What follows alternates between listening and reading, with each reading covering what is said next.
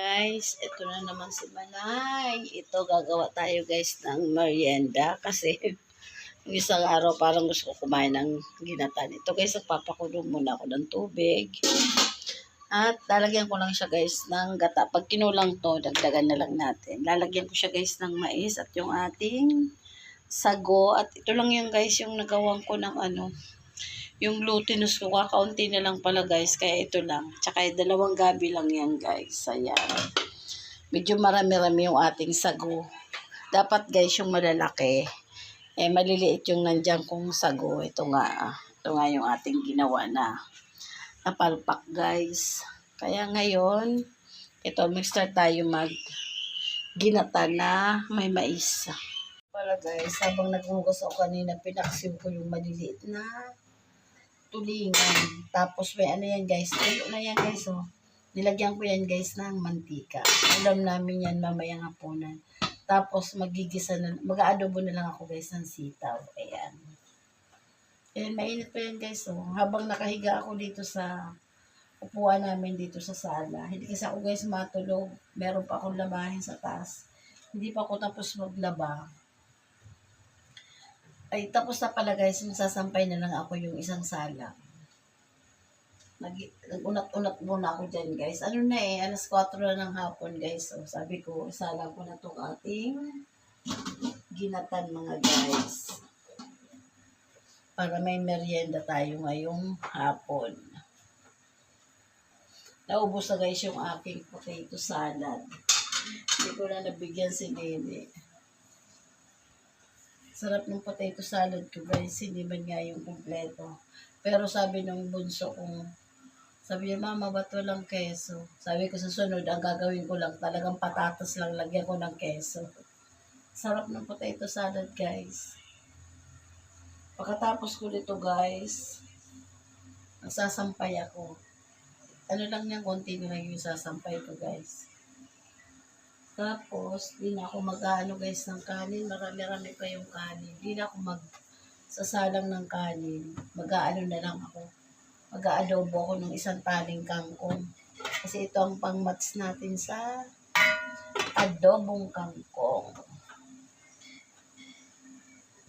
Ito guys, kumukulo na. Yung malalaki, ilagay ko na yung ating gabi. Gabi muna guys ang ilagay ko. Ay. Marami na din guys yung dalawang gabi. Tapos pina-square ko lang yan guys.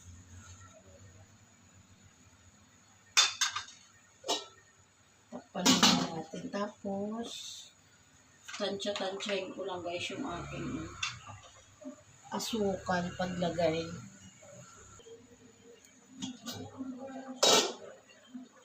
Ilagyan natin guys itong mais. Isasama ko lang yung pinakasabaw niya guys kasi masarap yan. Napadami ko yata guys yung tubig.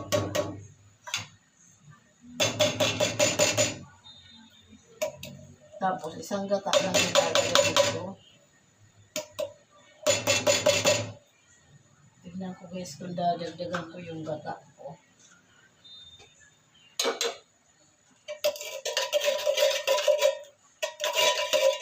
Gusto ko talaga kung guys yung mais na nasa lata. Lalo pag nilalagay sa sa tawag dito guys, sa kalabasa, yung kalabasa soup na ginagawa ko. Gusto ko yan guys.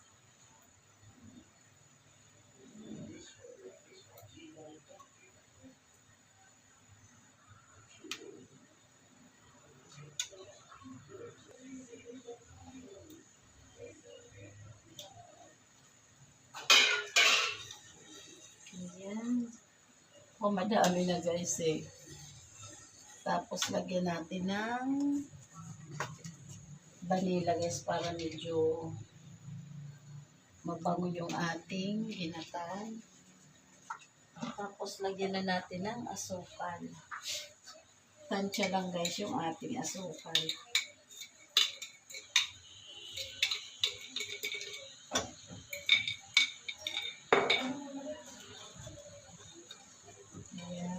Madami-dami na rin siya guys Pag nilagay ko lahat pa itong sago,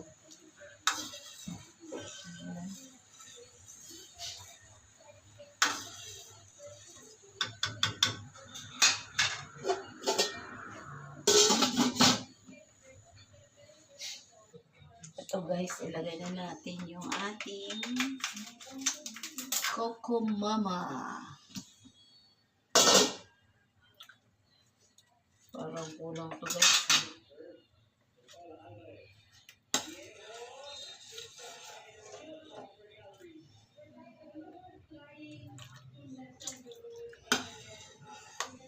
Tikman ko muna siya guys kasi pag dagdagan ko na lang ng isa pang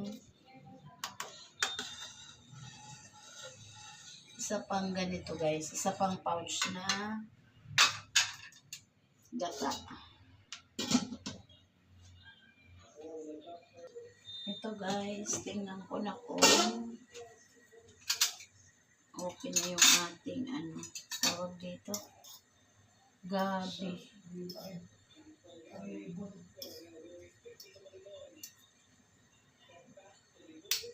Ayan, okay na pala. Tapos, tikman ko ulit guys yung nagdagdag pala ako dito guys ng konting asukal. Oh!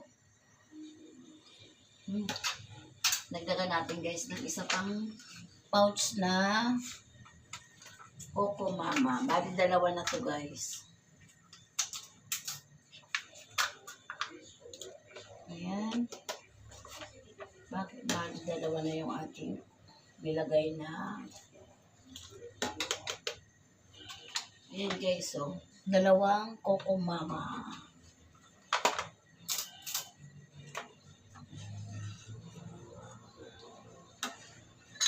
Tapos guys, ilagay na natin yung ating sago. Ako, nagbuo-buo na yung aking sago guys. Na ito yung unang-unang nilagay. Inano ko. Ay, ay, ay. Ito na pala guys, nakalimutan ko yun yung nagbuo-buo yung aking pero naghiwa-hiwalay na siya guys. Dapat pala talaga ito binababad sa tubig. Yung ating sago, ayan, nagbuo-buo siya. Pero naghiwa-hiwalay na siya guys, ayan na. Ayan, ang ating ginatan. Ang bibiling ko sa sunod guys, kasi ito pang to yung parang pan-dessert ang sago na itong maliliit. Hindi ito pang ginatan. Yung malalaking sago guys, sa susunod ang bibiling ko.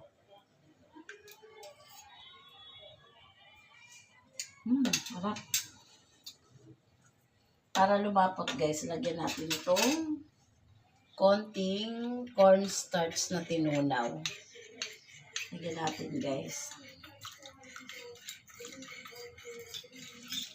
Ayan. Isang lang to guys, isang kutsara. Yung kutsarang ganito. Ayan. Yun natin, baka lumapot siya. Ang ganda ng kulay yun.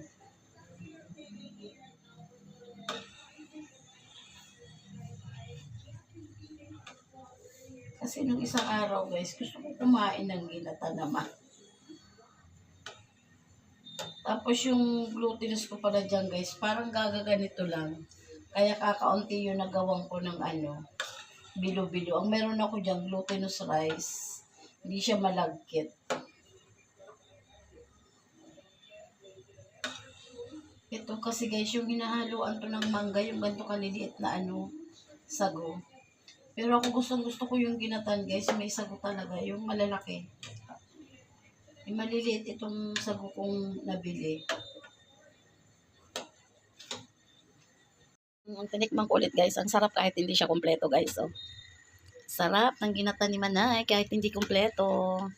Ang ganda ng kulay nung pag may mais talaga kasi yung nangingibabaw yung kulay na dilaw niya guys. So, eto na guys, malapit na. Merienda na tayo. Ayan. Ang bango guys ng amoy.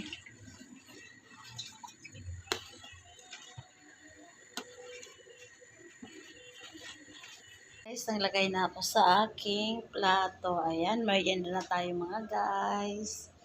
Bye guys. Thank you. God bless po.